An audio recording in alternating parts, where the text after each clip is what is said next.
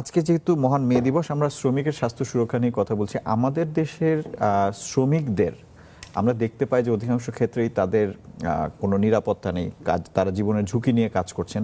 তো সবকিছু মিলিয়ে আপনাকে শুরুতে জানতে চাই যে শ্রমিকের স্বাস্থ্য সুরক্ষার আমাদের দেশের অবস্থাটা কি? আসলে শ্রমিকের স্বাস্থ্য নিয়ে কেউ ভাবেন আসলে? ধন্যবাদ আপনাকে।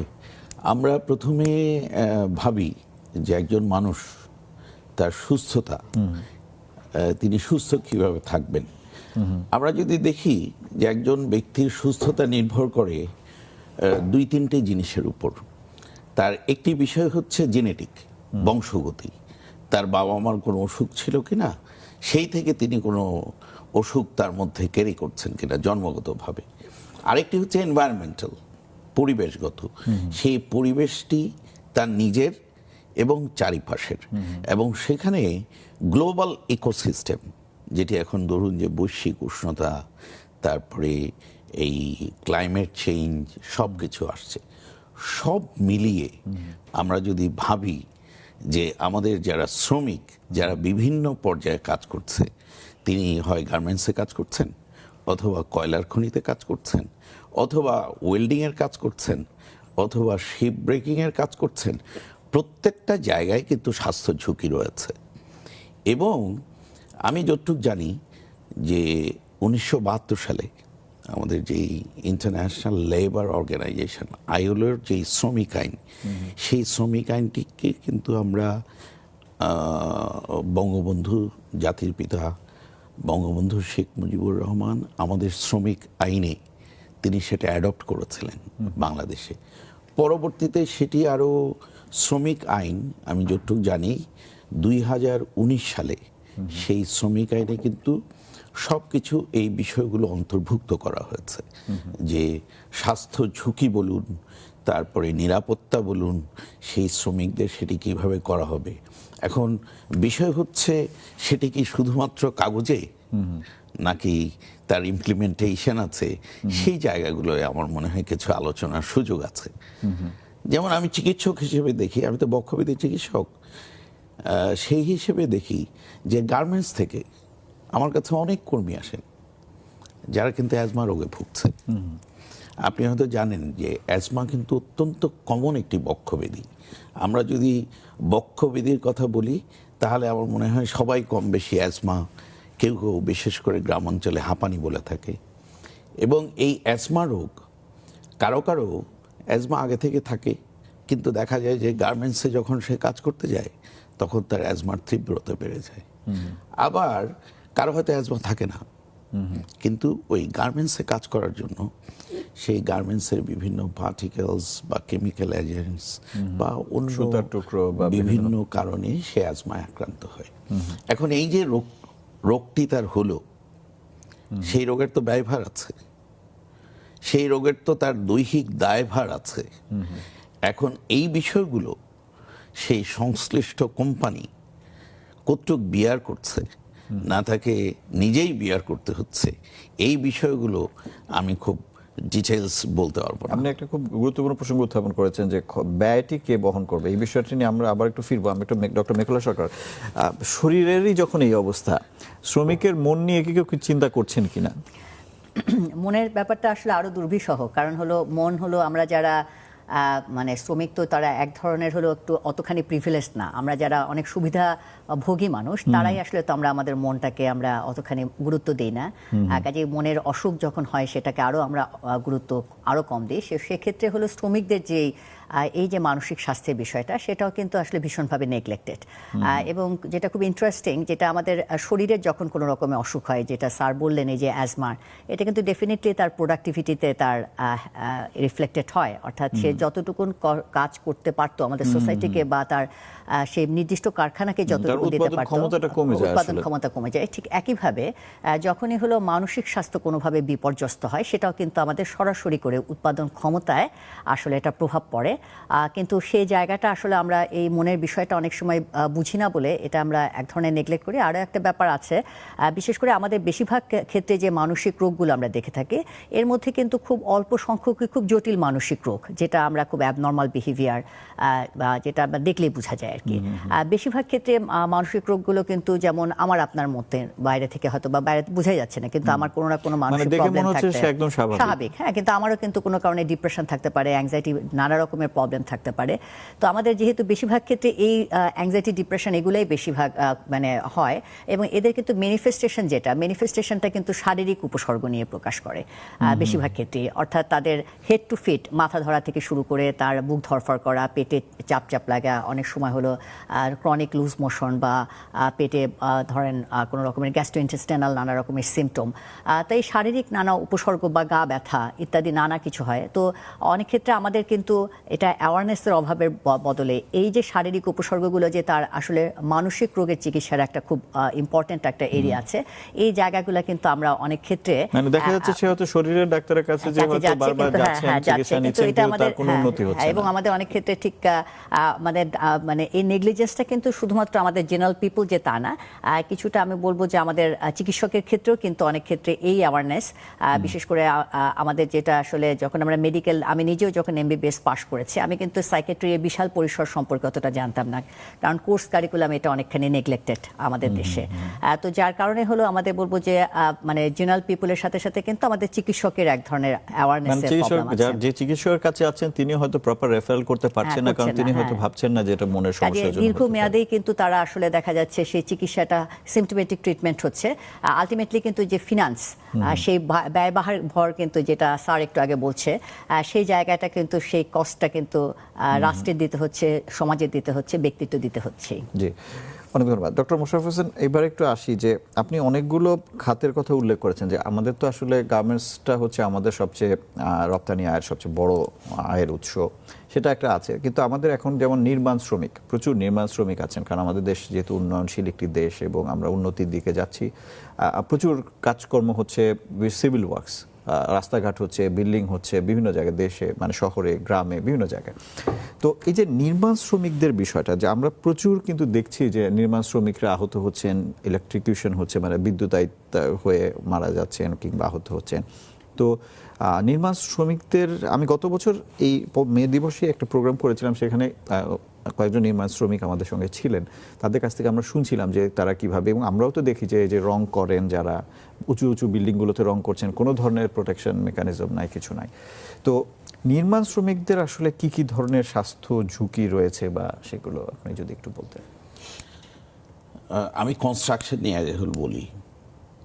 আমার চেম্বারে যখন রোগী আসে, তারা যদি বলে যে স্যার আমি আগে অ্যাজমায় যে পরিমাণ ঔষধ ব্যবহার করতাম এর চেয়ে বেশি ঔষধ লাগছে, তখন ঢাকা থেকে যখন আসে আমি প্রথম জিজ্ঞেস করি আপনার আশেপাশে কি কোথাও কনস্ট্রাকশন হচ্ছে কিনা। হ্যাঁ স্যার, আমার পাশের বাসায় কনস্ট্রাকশন হচ্ছে। অথবা বলে যে স্যার আমার ঘরে রং লাগাচ্ছিলাম এই একদিন আগে। তো বিষয়টা আমি এই জন্য উত্থাপন করলাম, আমাদের এখানে যে কনস্ট্রাকশন হয় সেই কনস্ট্রাকশনের বিধিগুলো কি আমরা মানি? ধরুন যে কনস্ট্রাকশন হচ্ছে, আশেপাশ দিয়ে বিভিন্ন রকম ঝুঁকি নিয়ে পথচারী থেকে শুরু করে নির্মাণ শ্রমিক পর্যন্ত, মৃত্যু ঝুঁকি থেকে শুরু করে সেই দৈহিক রোগের ঝুঁকি, সেটা শ্বাসকষ্ট বলুন, নিউমোনিয়া বলুন, যে কোনো রকম ঝুঁকির মুখোমুখি তাকে হতে হয়।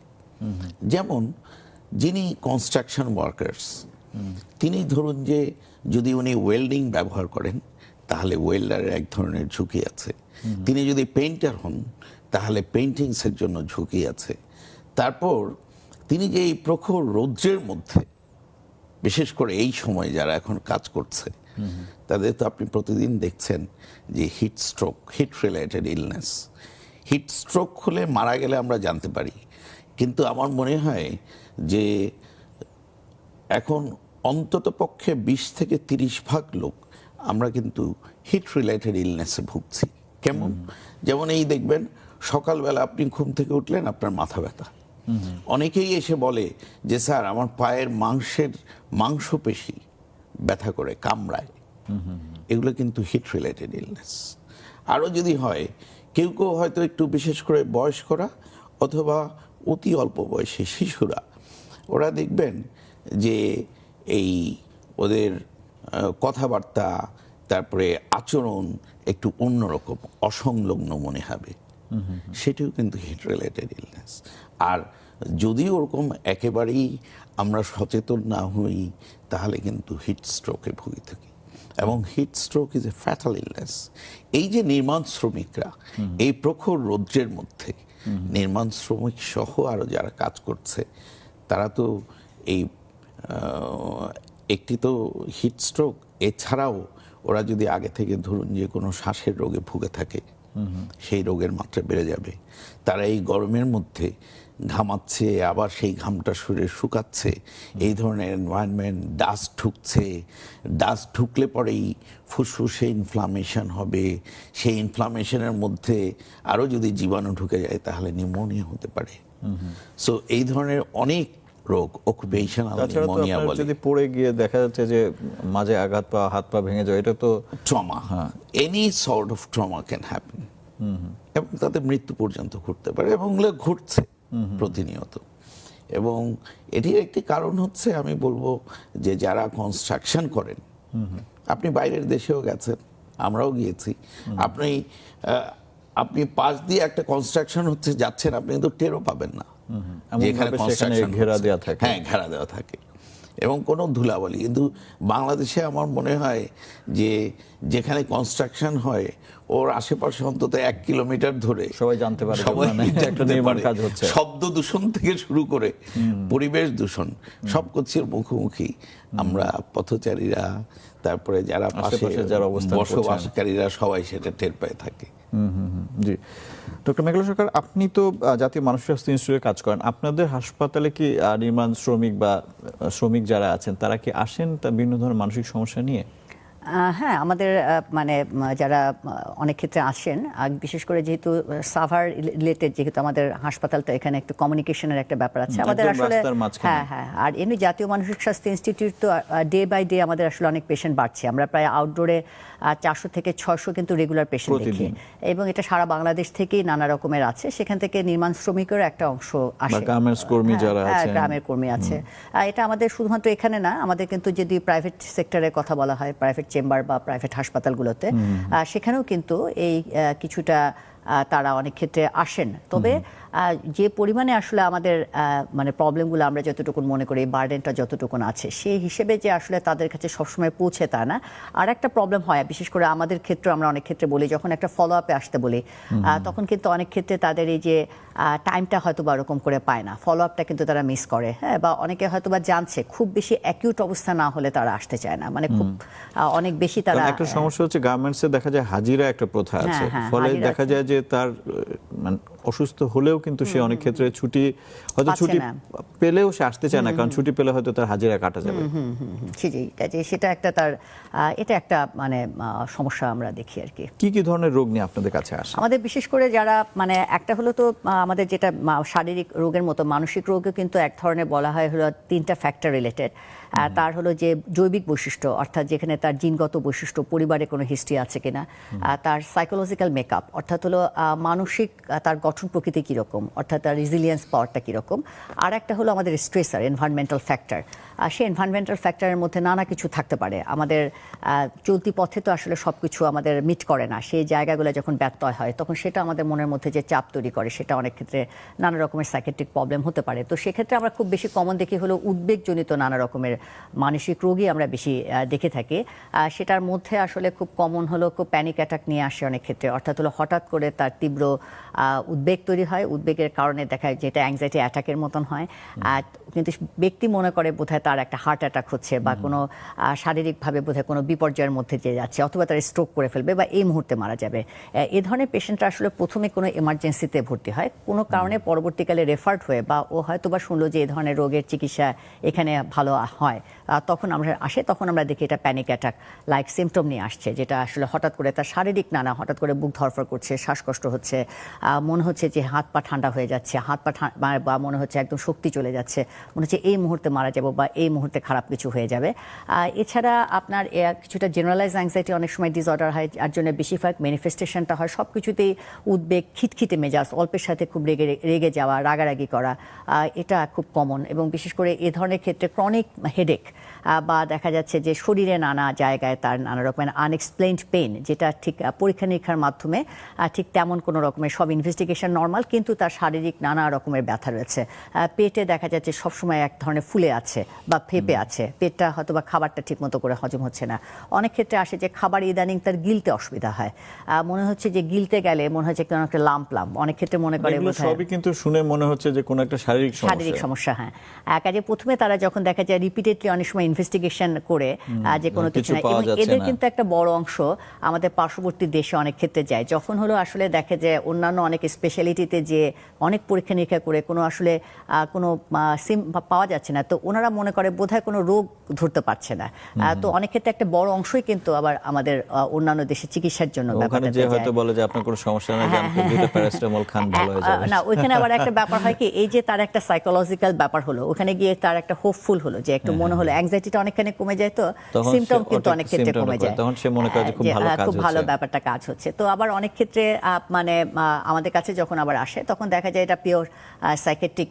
এছাড়া আমাদের সূচিবায়ুতা নিয়ে অনেক সময় অনেক ক্ষেত্রে আসে। সূচিবায়ুতা হলে বারবার করে হাত ধোয়া বা বারবার করে চেক করা, কোনো একই জিনিস বারবার করে করা, একটা জায়গায় হয়তো বা সেটা একবার দুবার হাত ধুলে হয়, সেখানে হয়তো বা 5 বার 10 বার হচ্ছে। তো এটাও কিন্তু তার প্রোডাক্টিভিটিতে এটিতে প্রবলেম হয়। তো এগুলো খুব কমন আমাদের। এছাড়া কোনো রকমের কোনো স্ট্রেস, ডাইরেক্ট স্ট্রেসার যদি থাকে, ধরুন চাকরিটা চলে গেল বা কোনো কারণে সে প্রমোশন, এই বিষয়টা আমি চিন্তা করছিলাম যে এটা নিয়ে একটু বিস্তারিত আলোচনা করতে হবে, কারণ এই আমাদের বিশেষ করে গার্মেন্টস সেক্টরে অনেক সময় দেখা যায় চাকরি চলে যাচ্ছে বা বেতন ঠিক মতো পাচ্ছে না, এগুলো বিষয় আছে। আমাদের একটা বিরতির সময় হয়ে গেছে, একটা বিরতি নিয়ে ফিরবো। প্রিয় দর্শক, ছোট্ট একটা বিরতি নিচ্ছি, কিছুক্ষণের মধ্যে ফিরছি।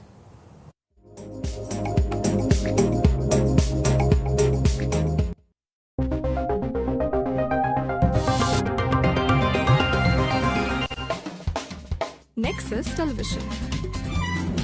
Visit করুন।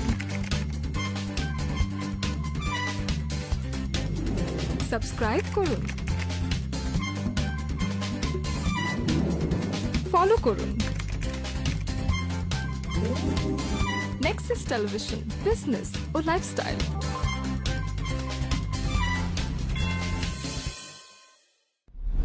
গ্লোবাল ইসলামী ব্যাংক নিবেদিত নারী প্রেরণাময়ী অনুষ্ঠানের আজকের পর্বে স্বাগতম। আল্লাহ কিন্তু কখনো বলে নাই যে নারী পাঠাচ্ছে অথবা পুরুষ পাঠাচ্ছে অথবা মানুষ পাঠাচ্ছি। থিওরিটিক্যাল বিষয়টা হচ্ছে আমরা কোত্থেকে নিচ্ছি, কোরআন থেকে নিচ্ছি। তরুণদের ক্ষেত্রে দেখেন ইসলামে কিন্তু বিচার ছিল, সচেতনতা ডেভেলপ করবে কোথা থেকে? পরিবার থেকে। কারণ সন্তানগুলো বলেন, ভাই বলেন, বাবা বলেন, আমরা কিন্তু পরিবারের অংশ।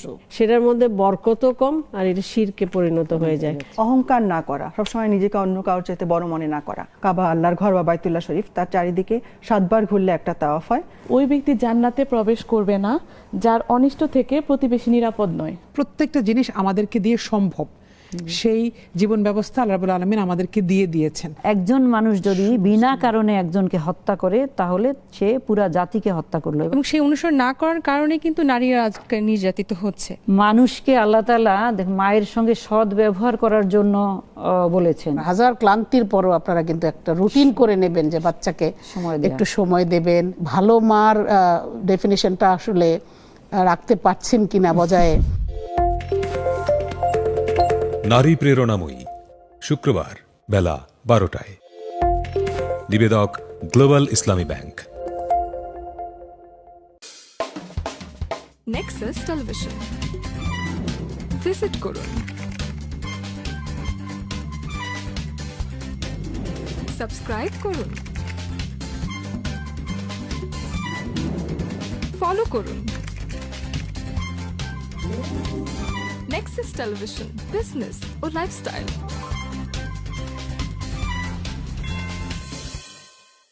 নেক্সাস টেলিভিশনের প্রতিদিনকার ইসলামিক আয়োজন, সরাসরি প্রশ্ন উত্তরমূলক অনুষ্ঠান, ইসলামী জীবন বিধান। ইসলাম আমাদেরকে যে দিক নির্দেশনা দিয়েছে সেটা মেনে চললেই আমি মুসলিম। আপনি যদি অশান্তিতে থাকেন, প্লিজ স্ট্যান্ড আউট ইন সালাহ। নামাজে দাঁড়িয়ে দেখুন কিভাবে আপনাকে আল্লাহ সুবহানাহু ওয়া তাআলা শান্তি দেবেন। সন্তানের উপরে রব্বুল আলামিন সবচেয়ে বড় যে দায়িত্ব এবং নিয়ামত দিয়েছেন সেটা হলো পিতা মাতা। সম্পর্ক রক্ষা করলে আল্লাহ তার সাথে সম্পর্ক রাখবেন, আর যদি সম্পর্ক কেউ ছিন্ন করে তার সাথে আল্লাহ সম্পর্ক ছিন্ন করবেন। শরীয়তের পুরো বিষয়টাই হলো আদব নির্ভর, শিষ্টাচার ব্যতীত শরীয়তের কোনো বিধান আপনি দেখতে পাবেন না। আল্লাহ গো, আমি তো নিরুপায় হয়ে গিয়েছি, তুমি আমি সুদ খেতে চাই না, আমি সুদ নিতে চাই না, আল্লাহ আমার জন্য ব্যবস্থা করে দাও।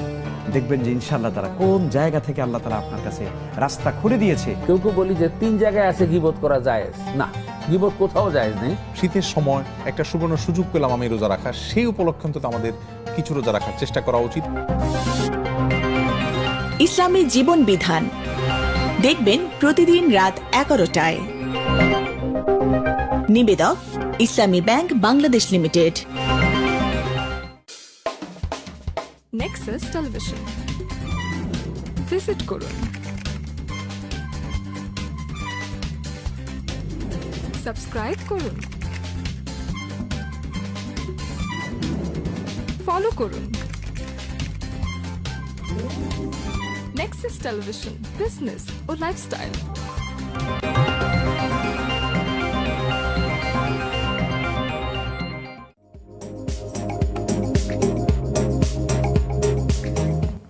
প্রিয় দর্শক, আরেকবার স্বাগত জানাচ্ছি। কেমন আছেন অনুষ্ঠানে? আজকে মহান মে দিবস উপলক্ষে আমরা কথা বলছিলাম শ্রমিকের স্বাস্থ্য সুরক্ষা নিয়ে। আমাদের সঙ্গে আছেন অধ্যাপক ডাক্তার এ কে মোশাররফ হোসেন এবং আমাদের সঙ্গে আছেন ডক্টর মেঘলা সরকার।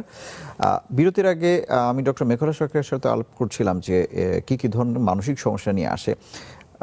ডক্টর মোশাররফ হোসেন, আপনার কাছে যেটা জানতে চাই সেটা হচ্ছে যে এবারে আমরা যদি একটু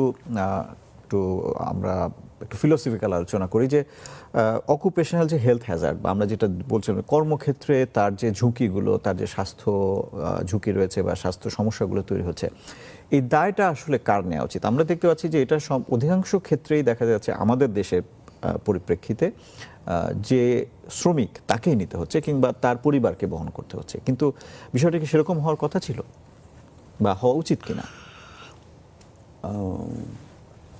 শ্রমিকরা বিভিন্ন পর্যায়ের শ্রমিক, ধরুন যিনি কৃষক, তারও স্বাস্থ্য ঝুঁকি রয়েছে, তিনিও বিভিন্ন রকমের অসুখে ভুগতে পারেন। তারপরে ধরুন যিনি চিকিৎসক, হাসপাতালে কাজ করছেন, এই কিছুদিন আগে কোভিড-19 সময় তারা কিন্তু এই কোভিড-19 আক্রান্ত হওয়া থেকে শুরু করে মৃত্যুবরণ পর্যন্ত করেছেন। তো এতে দায় কে নিয়েছে আমরা সবাই জানি, সেই পরিবার নিয়েছে। তো আমার কথা হচ্ছে যে সারা পৃথিবী জুড়ে ইন্টারন্যাশনাল লেবার অর্গানাইজেশনের যেই নীতিমালাগুলো আছে, যেমন ধরুন যে আমি ফুসফুসের কথাই ধরি, যে আজকে যদি আপনি এই একটা শিপ ব্রেকার হন, অথবা আপনি যদি কোনো ওয়েল্ডার হন বা পেইন্টার হন, আপনি বুকের ফুসফুসের নিউমোনিয়া থেকে শুরু করে অ্যাজমা, তারপরে ইন্টারস্টিশিয়াল লাং ডিজিজ, মানে যেখানে আপনার রেসপিরেটরি ফেলিউর, এমনকি ক্যান্সার পর্যন্ত হবে। তো এই যে রোগগুলো হলো, সেই রোগগুলো তো তার কর্মক্ষেত্রে কাজ করার জন্য হলো। তো যদি কাজ করার জন্য সেই রোগগুলো হয়ে থাকে, তাহলে কি দরকার? প্রথম কথা হচ্ছে যে সেই রোগটা হচ্ছে কিনা, তাহলে প্রথমেই সেটা যদি আমরা ডিটেক্ট করতে পারি, সেই রোগগুলোকে আলাদা করে, প্রত্যেক রোগের একটা রিভার্সেবল স্টেজ আছে, যে আপনি যদি আর্লি ডায়াগনোসিস করেন, সেই থেকে হয়তো ওনার এখন ফাইব্রোসিস হলো, ওনার হয়তো ক্যান্সার পর্যন্ত উনি যাবেন না, তাহলে আমি সেই জায়গা থেকে আইসোলেট করে ওনাকে অন্য জায়গায় আমি নিযুক্ত করলাম, সেটা হতে পারে। আর ঠিক আছে, উনি একেবারে ক্যান্সার হয়েই দেখা গেল যে উনি ক্যান্সার আক্রান্ত হলেন, সেই ক্ষেত্রে কি উচিত হবে না তিনি যেখানে কাজ করছেন সেই মালিক পক্ষের এবং সরকার পক্ষের এই দায়ভারটা নেয়া? আমি তো বলবো অবশ্যই এই বিষয়গুলো আমাদের এখন ভাববার সময় এসছে, কারণ আমরা কিন্তু এখন অনুন্নত দেশ থেকে আমরা উন্নয়নশীল দেশে যাচ্ছি। আমাদের দেশে অনেক উন্নয়ন ঘটছে, আমাদের জীবনযাত্রার মান এবং ব্যয় দুটোই উন্নত হচ্ছে, বাড়ছে। সেই ক্ষেত্রে আমাদের এই দিকগুলোও ভাবতে হবে। একটু আপনাকে থামাই, কারণ একজন দর্শক যুক্ত হয়েছেন, আমরা একটু তার প্রশ্ন নিতে চাই। হ্যালো, জি, আসসালামু আলাইকুম ওয়া রাহমাতুল্লাহ। ওয়ালাইকুম আসসালাম। জি, আপনি কোথা থেকে বলছেন, কে বলছেন, একটু পরিচয় দিয়ে প্রশ্নটি করতে। স্যার, আমি মোসাম্মত ইসমতারা, ঢাকা ড্যামরা থেকে বলছি। জি, কি জানতে চাচ্ছেন? স্যার, আমার বড় ছেলে মোহাম্মদ তাসিল হাসান সাফি, ওকে নিয়ে আমি প্রায় 2 মাস আগে বক্ষব্যাধি হাসপাতালে গিয়েছিলাম। Doctor Mohammad Sirajul Islam sir okay দেখেছিল। ওর শ্বাসকষ্টের সমস্যা হয় মাঝে মাঝে, হঠাৎ করেই দম বন্ধ হয়ে মানে মরে যাওয়ার মতো হয়ে যায়। বয়স কত? 18 বছর। 18 বছর, আচ্ছা। যে আপনার কিছু জানতে চাইলে জিজ্ঞেস করতে পারেন, যদিও আজকের আলোচনার সাথে সম্পৃক্ত না, তারপরে যেহেতু বক্ষব্যাধি বিশেষজ্ঞ আমাদের সঙ্গে আছেন সেজন্য হয়তো প্রশ্নটা। না, উনি যেহেতু বক্ষব্যাধি হাসপাতালে দেখিয়েছেন, নিশ্চয়ই ওরা কোনো ওকে ডায়াগনোসিস দিয়েছে। উনি সেটি জানেন কিনা, মানে রোগটা নির্ণয় হচ্ছে কিনা ওনার ছেলের, এবং সেই মতো উনি চিকিৎসা নিচ্ছেন কিনা, আচ্ছা, সেটা খুব মানে। দর্শক কি আমাদের সঙ্গে আছেন? আপনি কি শুনতে পাচ্ছেন আমাদের? হ্যাঁ, শুনতে পাচ্ছি। আপনি সিরাজুল ইসলাম স্যার, উনি কি রোগ বলেছে কোনো? না, উনি 2টা টেস্ট দিছিল, একটা হচ্ছে অনেকগুলো রক্তের, আর একটা হচ্ছে বুকের এক্সরে। সব কিছু আমি টেস্ট করাইছি, কিন্তু কোন রোগ ধরা পড়ে নাই। আর টোফেন নামে একটা ওই ওষুধ দিয়েছিল, সকালে একটা রাত্রে একটা খাবার জন্য। ওই ওষুধটা এখনো খাওয়াচ্ছি, কিন্তু হঠাৎ করে এই মাঝে মাঝে ওই রকম দম আইছে, মানে হঠাৎ করে মরে যাওয়ার মতো হয়ে যায়। জি, তো আমার মনে হয় যে ডক্টর মোশাররফ হোসেনের সাথে ডক্টর মেখলা সরকার উত্তর দেবেন কিনা। আচ্ছা, আপনার এমনি কি তার মানে এই যে হঠাৎ করে তার মানে খারাপ লাগে, তখন কি তার আর কি কি সিমটম হয়? বুক ধরফর করে বা হঠাৎ করে তার হাত পা ঠান্ডা হয়ে যায়, এরকম কোনো কিছু কি হয়? শুধু ওই দম এসে যায়, বেশি ঠান্ডা হয় না শরীর।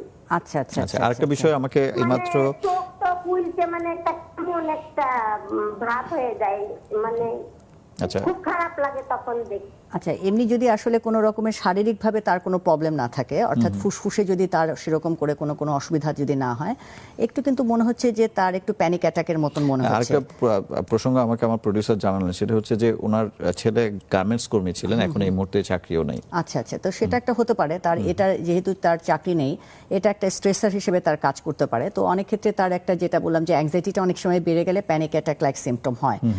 তো এটা কিন্তু একটু যদি আমার মনে হয় একটু যদি আমাদের জাতীয় মানসিক স্বাস্থ্য ইনস্টিটিউটে একটু দেখে যেতে পারে, কারণ যদি আমরা পরে মনে করি যে না এটা তার আসলে অর্গানিক কজ, তখন কিন্তু আবার ব্যাক রেফারেল নরমাল ছিল এবং ওষুধ খেয়ে খুব একটা কাজ হচ্ছে না। যেহেতু সব রিপোর্ট নিয়ে একটু যদি জাতীয় মানসিক স্বাস্থ্য ইনস্টিটিউটের বহির্বিভাগে আসে, এবং এই ধরনের প্যানিক অ্যাটাক বা এই যে উদ্বেগজনিত যে রোগগুলো, সেটা ট্রিটমেন্ট কিন্তু খুব সাধারণ, অত বেশি ভয়ের কিছু নেই যে সারা জীবনের মানসিক রোগ মানে সারা জীবনের একটা ব্যাপার, তাও কিন্তু না। এটা কিন্তু 6 মাস, 3 থেকে 6 মাসের মধ্যেই কিন্তু ট্রিটমেন্টটা, এবং 1-2 মাসের মধ্যেই কিন্তু তার সিমটমটা অনেকখানি রিজলভ, প্রায় 90% রিজলভ হয়ে যায়। অনেক ধন্যবাদ দর্শক আপনি ফোন করার জন্য। আমরা আবারও ডক্টর মোশাররফ হোসেন আপনার কাছে ফিরে আসি, যে আমরা আলোচনা করছিলাম যে দায়িত্বটা আসলে সবারই নেওয়া উচিত।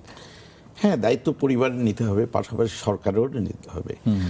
আমার মনে হয় কি, আমাদের না স্বাস্থ্য বীমা যেটি আছে সেই জায়গায় যেতেই হবে, সেটা নিয়ে কিন্তু কোনো আলোচনা নাই। যেমন মনে করেন যে স্বাস্থ্য বীমা, আমি কেন বলছি সেটি, আমরা যে ধরুন যে আমরাই যদি অসুস্থ হই, আমরা তো একেবারে ধরুন যে ঊর্ধ্বতম বেতনের গ্রেডে বেতন পাই, সেই ক্ষেত্রেও আজকে যদি হুট করে আপনার ধরুন যে 10 দিন আইসিইউতে থাকতে হয় যে কোনো একটা প্রাইভেট জায়গায়, তখন কিন্তু যে কারোর জন্যই সমস্যা, যে একসঙ্গে 5 লাখ টাকা 6 লাখ টাকা বিল দেয়া।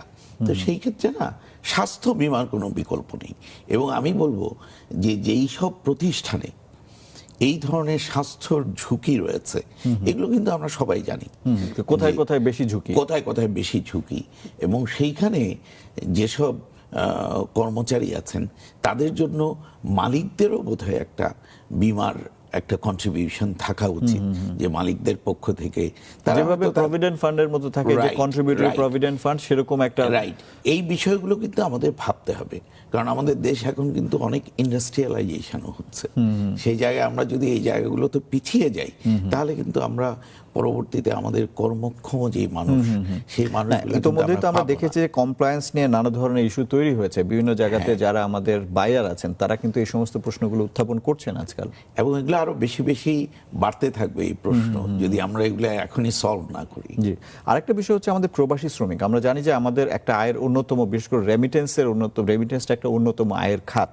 তো প্রবাসী শ্রমিকদের নিয়ে যেটা আমি অন্তত পক্ষে দেখেছি যে বিশেষ করে মধ্যপ্রাচ্যের দেশগুলোতে দেখা গেছে যে সিঙ্গাপুর বা এই সমস্ত দেশে কিন্তু দেখা যায় যে ওখানে দায়বদ্ধতা খুবই নিশ্চিত করা হয়, যে আপনার যিনি এমপ্লয়ার আছেন তাকে কিন্তু বাধ্য করা হয় যে আপনার শ্রমিকের চিকিৎসা নিশ্চিত করার জন্য। ওরা কিন্তু চাইলেই ফেরত পাঠিয়ে দিতে পারে না। কিন্তু আমি দেখেছি মধ্যপ্রাচ্যের অনেক দেশ থেকে, বিশেষ করে ক্যান্সার হলে তাদেরকে কিন্তু চিকিৎসা না করে কোনো একটা কিছু বুঝিয়ে সাথে সাথে পাঠিয়ে দেওয়া হচ্ছে।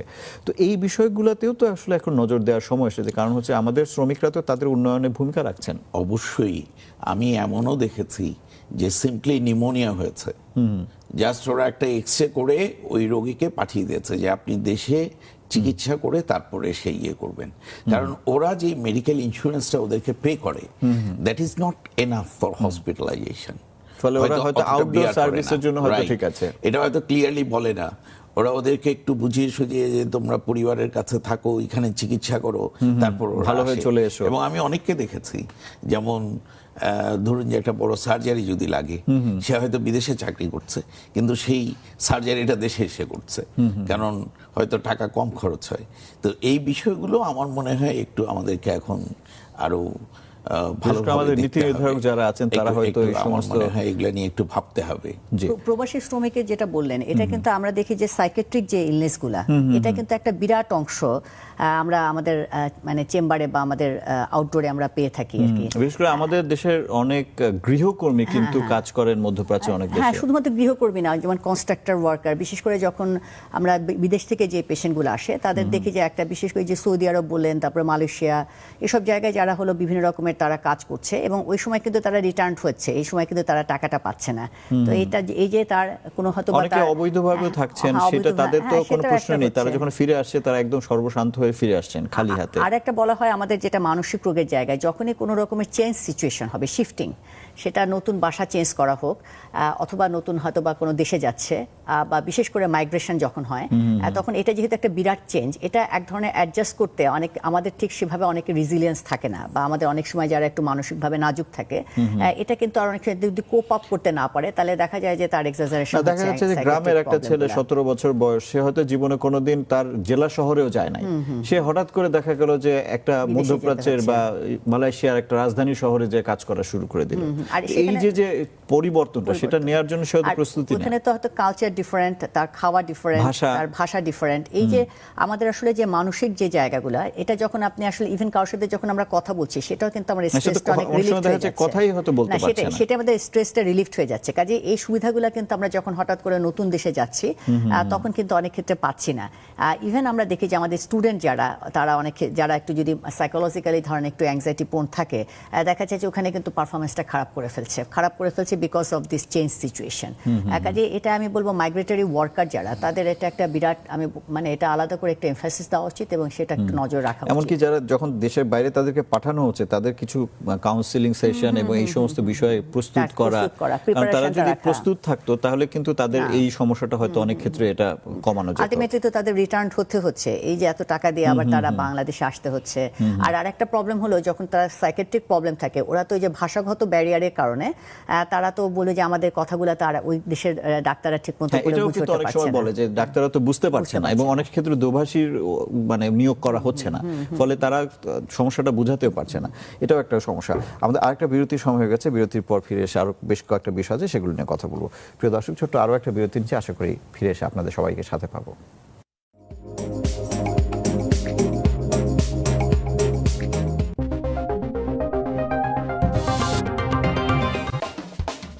Nexus Television. Visit করুন। সাবস্ক্রাইব করুন। ফলো করুন। Nexus Television, business ও লাইফস্টাইল।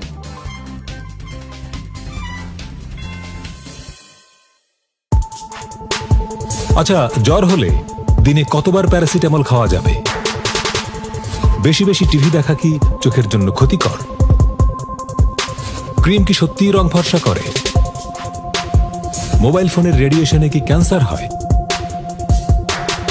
তথ্য জানুন, তবে তা যেন হয় সঠিক।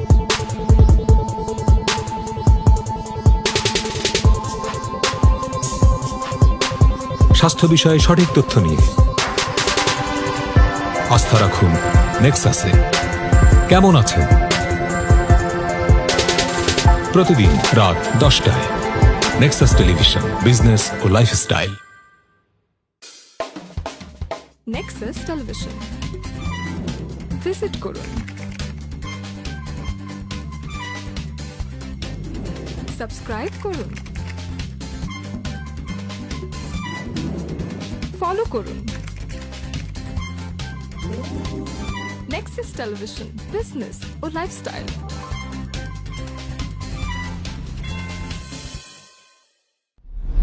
গ্লোবাল ইসলামী ব্যাংক নিবেদিত নারী প্রেরণাময়ী অনুষ্ঠানের আজকের পর্বে স্বাগতম। আল্লাহ কিন্তু কখনো বলে নাই যে নারী পাঠাচ্ছে অথবা পুরুষ পাঠাচ্ছে অথবা মানুষ পাঠাচ্ছি। থিওরিটিক্যাল বিষয়টা হচ্ছে আমরা কোত্থেকে নিচ্ছি, কোরআন থেকে নিচ্ছি। তরুণদের ক্ষেত্রে দেখেন ইসলামে কিন্তু বিচার ছিল, সচেতনতা ডেভেলপ করবে কোথা থেকে? পরিবার থেকে। কারণ সন্তানগুলো বলেন, ভাই বলেন, বাবা বলেন, আমরা কিন্তু পরিবারের অংশ। সেটার মধ্যে বরকতও কম আর এটা শিরকে পরিণত হয়ে যায়। অহংকার না করা, সবসময় নিজেকে অন্য কারোর চাইতে বড় মনে না করা। কাবা আল্লাহর ঘর বা বাইতুল্লাহ শরীফ, তার চারিদিকে 7 বার ঘুরলে একটা তাওয়াফ হয়। ওই ব্যক্তি জান্নাতে প্রবেশ করবে না যার অনিষ্ট থেকে প্রতিবেশী নিরাপদ নয়। প্রত্যেকটা জিনিস আমাদেরকে দিয়ে সম্ভব, সেই জীবন ব্যবস্থা আল্লাহ রাব্বুল আলামিন আমাদেরকে দিয়ে দিয়েছেন। একজন মানুষ যদি বিনা কারণে একজনকে হত্যা করে তাহলে সে পুরা জাতিকে হত্যা করলো। এবং সেই অনুসরণ না করার কারণে কিন্তু নারীরা আজকে নির্যাতিত হচ্ছে। মানুষকে আল্লাহ তাআলা মায়ের সঙ্গে সৎ ব্যবহার করার জন্য বলেছেন। হাজার ক্লান্তির পরও আপনারা কিন্তু একটা রুটিন করে নেবেন যে বাচ্চাকে একটু সময় দেবেন। ভালো মার ডেফিনিশনটা আসলে রাখতে পারছেন কিনা বজায়। নারী প্রেরণাময়ী, শুক্রবার বেলা 12টায়। নিবেদক গ্লোবাল ইসলামী ব্যাংক। নেক্সাস টেলিভিশন, ভিজিট করুন। সাবস্ক্রাইব করুন, ফলো করুন। নেক্সাস টেলিভিশন, বিজনেস ও লাইফস্টাইল।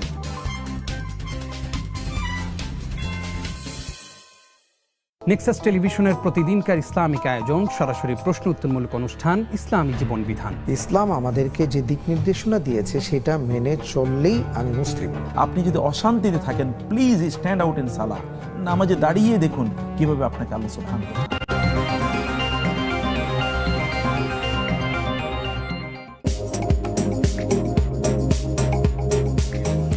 প্রিয় দর্শক, আরেকবার স্বাগত জানাচ্ছি। আজকে আমরা কথা বলছিলাম শ্রমিকের স্বাস্থ্য সুরক্ষা নিয়ে। বিরতির আগে আমরা প্রবাসী শ্রমিকদের যে বিভিন্ন ধরনের মানসিক সমস্যা সেটা নিয়ে কথা বলছিলাম। এবারে একটু আমরা আসতে চাই, সেটা হচ্ছে আবারও ডক্টর মেঘালয় সরকার আপনার কাছে ফিরতে চাই। সেটা হচ্ছে যে আমরা প্রবাসী শ্রমিকদের কথা বললাম, কিন্তু একই সাথে আমাদের যারা গার্মেন্টস শ্রমিক আছে তাদের যেমন প্রশ্ন করেছিলেন তিনি কিন্তু বলেছিলেন যে চাকুরি চলে যাওয়া এবং তার ছেলেরও এরকম চাকরি চলে যাওয়ার পর থেকে কিন্তু তার এরকম সমস্যা তৈরি হয়েছে। বেতন নিয়ে নানা ধরনের জটিলতা আমরা মাঝে মাঝেই দেখি, শ্রমিক অসন্তোষ দেখি। তো এই যে বিষয়গুলো, এই বিষয়গুলো আসলে শ্রমিকের মানসিক স্বাস্থ্যের উপর কি ধরনের প্রভাব ফেলে? প্রথমত যে কোনো ধরনের লস ইভেন্ট এবং যে কোনো ধরনের পরিবর্তিত অবস্থা যেটা আমাদের কাছে আমরা ঠিক প্রত্যাশিত না, সেটা কিন্তু আমাদের মধ্যে স্বাভাবিক একটা মানসিক চাপ তৈরি করবেই। হ্যাঁ, এবং দেখা যায় যে যারা একটু মানসিকভাবে আগে থেকে ভালনারেবল, অর্থাৎ জেনেটিক প্রিডিসপোজিশন যাদের আছে, সেটা তার অ্যাংজাইটি হতে পারে, ডিপ্রেশন হতে পারে, সেটা তার এবং এই মানসিক গঠন যেটা, সেটাকে সে যদি হ্যান্ডেল করার মতন ক্যাপাবিলিটি যথেষ্ট তার না থাকে, কম থাকে, তাহলে কিন্তু অবভিয়াসলি তার কোনো সাইকিয়াট্রিক কন্ডিশন হবে। এবং বিশেষ করে এ ধরনের ক্ষেত্রে আমরা দেখি যে তাদের মধ্যে ডিপ্রেশন থাকে, অর্থাৎ দেখা যায় যে তার আরও প্রোডাক্টিভিটি লস, আরও তার এই যে চাকরিটা চলে গেল, সে নতুন কাজ করতে তার আর ড্রাইভটা থাকে না। দেখা যাচ্ছে সারাদিন সে শুয়ে আছে, বসে আছে, কোনো কাজকর্ম করছে না, বা দেখা যাচ্ছে খেতে ইচ্ছা করছে না, নিজেকে খুব মনে হচ্ছে পারবো না, হবে না। এই যে তার মানে হলো একটা থেকে কিন্তু তার মানে একটা নতুন সমস্যাটা তার তৈরি হচ্ছে। আবার অনেক ক্ষেত্রে যারা ইয়াং, মানে বিশেষ করে কম বয়স্ক, এই যে চাপটা অনেক সময় তারা হ্যান্ডেল করতে না পেরে তারা নানা রকমের অনাকাঙ্ক্ষিত কিছুতে কিন্তু জড়িয়ে পড়ে।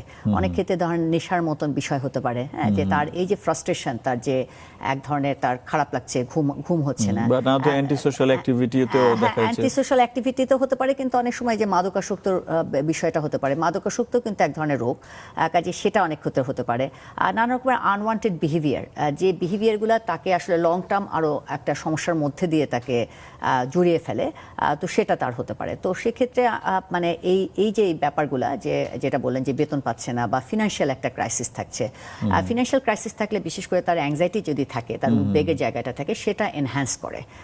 অর্থাৎ সে হয়তো বা তার মানে কোনোভাবে সে একটা হ্যান্ডেল করে যাচ্ছিল, কিন্তু এটা এই প্রতিদিনের যে, অর্থাৎ একটু আমরা তো কনস্ট্যান্টলি আমাদের ব্রেনটা করে কি কোপ আপ করতে চায়, তো একটা স্টেজে কোপ আপ করতে করতে আর পারে না, তখনই কিন্তু তার নানা রকমের প্রবলেমগুলো অনেক তীব্র মাত্রায়, এবং তখন দেখা যাচ্ছে যে তাদের মধ্যে হয়তো বা মাথা ব্যথা হলো, তারা মেজাজ খিটখিটে হয়ে যাচ্ছে, তার আচরণে নানা রকমের ত্রুটি দেখা যাচ্ছে, শারীরিকভাবে নানা রকমের উপসর্গ হচ্ছে, বিশেষ করে যে প্যানিক অ্যাটাক, এটা খুব কমন, অ্যাডজাস্টমেন্ট ডিসঅর্ডার এই জায়গাটা, ডিপ্রেশন খুব কমন, তো এই জায়গাগুলো অনেক ক্ষেত্রে আমরা দেখে থাকি। জি, আমরা তো অনুষ্ঠান যেহেতু শেষ পর্যায়ে, এখন আমরা জানতে চাই ডক্টর মোশাররফ হোসেন যে আমরা সমস্যাগুলোর কথা আলোচনা করলাম, কি কি হতে পারে সেটা আলোচনা করলাম, কিন্তু এর থেকে মুক্তি পাবার উপায় কি? আসলে আমাদের শ্রমিকের স্বাস্থ্য সুরক্ষার জন্য আমরা কি করতে পারি?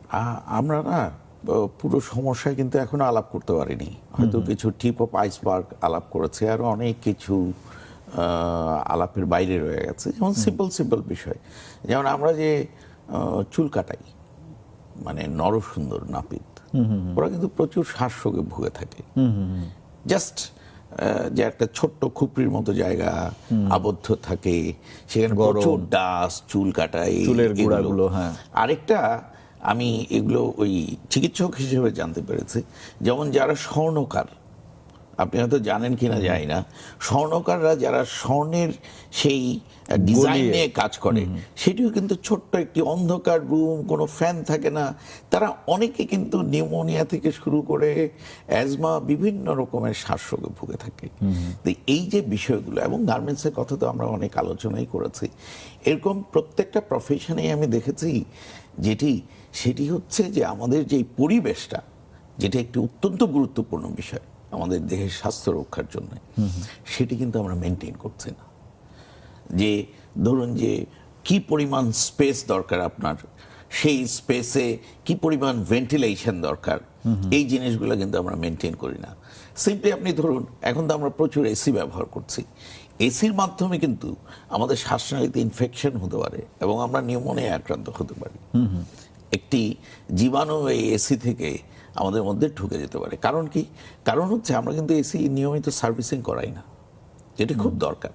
তো এই বিষয়গুলো আমাদের মনে হয় এখন অ্যাড্রেস করা উচিত, যে আমাদের যেখানেই আমরা শ্রমিকদের কাজ করাচ্ছি, তারপর ধরুন আপনি গৃহকর্মী থেকে শুরু করে সেটি যেই কর্মী হোক, তিনি কতক্ষণ কাজ করবেন, কতক্ষণ বিশ্রামের সময়, সেটি ঠিক আছে কিনা।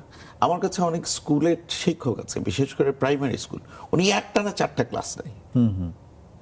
উনি যদি একটানা 4টা ক্লাস নেন, উনি কি পড়াবেন, বা সেই পড়ার জন্য ওনাকে সেই প্রিপারেশনটা কতটুক নেবেন, তিনি মানসিক এবং দৈহিকভাবে কতটুক সুস্থ পড়ানোর জন্য, সেই বিষয়গুলো আমাদেরকে ভাবতে হবে। তো আমার মনে হয় যে এই বিষয়গুলো আমাদের চিন্তার পাশাপাশি যেসব জায়গায় ধরুন যে গার্মেন্টসে নিয়মিত তাদের স্বাস্থ্য হেলথ চেক আপটা যেন হয়, প্রত্যেক প্রতিষ্ঠানে যেখানে স্বাস্থ্য ঝুঁকি রয়েছে সেখানে যেন অবশ্যই একজন স্বাস্থ্য কর্মকর্তা, একজন চিকিৎসক যেন অন্তত এমবিবিএস ডক্টর যেন তাদেরকে একটা নিয়মিত ইন্টারভ্যালে পরীক্ষা করে দেখেন যে তারা কোনো স্বাস্থ্য ভুগছে কিনা, রোগে ভুগছেন কিনা। যদি সেই রোগে ভুগে থাকে, সেই রোগের যেন নিয়মিত চিকিৎসা হয়। তারপর ধরুন প্রিভেনশনের কথা বললেন, প্রিভেনশনের হ্যাঁ কিছু কিছু তো প্রিভেনশন নিতেই পারি আমরা। ধরুন যে সিম্পলি গার্মেন্টসে যিনি একেবারে স্পিনিং সেকশনে কাজ করছেন, সেখানে যদি ভালো ভেন্টিলেশন থাকে, যদি এক্সস্টটা ভালো হয়, সেখানে তাকে আমি মাস্ক ব্যবহার করতে দিলাম। তারপরও কথা আছে, ধরুন যে তিনি দেখা গেল অ্যাজমা রোগী, তাহলে তাকে আপনি স্পিনিং সেকশনে একেবারে সুতোর মধ্যে না ফেলে যেন একটু দূরে থাকতে পারে, তার পরিবেশটা আমি ওইভাবে ঠিক করলাম, সে যেন কাজও করতে পারে। কারণ তার তো জীবিকা নির্বাহের জন্য কাজ তো করতেই হবে। আপনাকে থামাবো কারণ আরেকজন দর্শক যুক্ত হয়েছেন, আমরা একটু প্রশ্ন নিতে চাই। হ্যালো হ্যালো, জি ওয়ালাইকুম আসসালাম। আপনার পরিচয় দিয়ে প্রশ্নটি করুন।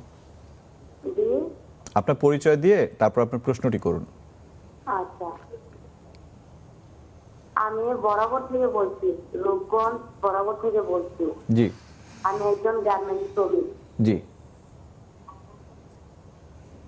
আমার আছে না, এই যে আমি কতদিন যাবত, আজকে প্রায় 1-1.5 বছর যাবত, মানে শ্বাসটা ফেলতে গেলে নিঃশ্বাসটা ফেলতে পারি ঠিক, কিন্তু ফিরিয়ে যখন নিঃশ্বাসটা নেই তখন মনে হয় যে আমার দম আসা যাওয়া করতেছে, তখন মানে আমার অনেক কষ্ট লাগে বা বুকের ভিতরে ব্যথাও করে প্রায় সময়। আর এই হালকা পাতলা কাশের মতো আসে, হালকা কাশের মতো আসার পরে জিজ্ঞেস করতে পারেন আসলে। ভিতর থেকে যেমন কফের মতো বাইর হয় আমার। আপনার বয়স কত? আমার বয়স আনুমানিক 27-28 হবে এমন। আপনার কি এই শ্বাসকষ্ট হয়? এখন এই সব তো আমি বলতে পারি না, বা শ্বাসকষ্টের মতো মানে এমন লাগে। আচ্ছা, আমি বলবো যে আপনি হয়তো এই বুকের কোনো অসুখে ভুগছেন, ধরুন যে অ্যাজমা বা এই ধরনের কোনো শ্বাসরোগে ভুগছেন, তো আপনি একজন বক্ষব্যাধি চিকিৎসকের পরামর্শ নেন, তারপর উনি পরীক্ষা নিরীক্ষা করে আপনাকে ওষুধ দিলে আপনি অবশ্যই সেরে উঠবেন। জি, অনেক ধন্যবাদ দর্শক ফোন করার জন্য। জি, আমরা যেখানে ছিলাম যে আমাদের কি কি করণীয়, তো আপনি বলছিলেন যে একটা রেগুলার হেলথ চেকআপ। হ্যাঁ, তারপরে ধরুন যে যারা হেলথ ওয়ার্কার, হসপিটালে যারা কাজ করছেন, আপনি হয়তো জানেন, আপনি তো নিজেও একজন সার্জন, যে আমাদের আমরা অনেক অসুখে নিডল প্রিক হয়ে এই কর্মক্ষেত্রে কিন্তু আমরা HPSAG পজিটিভ হচ্ছি, HIV পজিটিভ, এমনকি অনেকে লিভার ক্যান্সার হচ্ছে এরকম করে, তিনি হয়তো জানেন না যে তিনি HPSAG পজিটিভ হচ্ছেন। তো এই বিষয়গুলো আমাদের কিন্তু এখন ভাববার সময় আসছে যে আমরা আমাদের স্বাস্থ্য ঝুঁকিটা কিভাবে কমাতে পারি কর্মক্ষেত্রে, এবং যদি আমরা সেই ধরনের কোনো রোগে ভুগে থাকি সেই জন্য আমরা কোনো কম্পেনসেশন পাবো কিনা, সেটি সেই প্রতিষ্ঠানের পক্ষ থেকে এবং সরকারের পক্ষ থেকে কোনো রকম অনুদান থাকছে কিনা আমাদের জন্য। তা আমার মনে হয় এই বিষয়গুলো আমাদের ভাবতে হবে।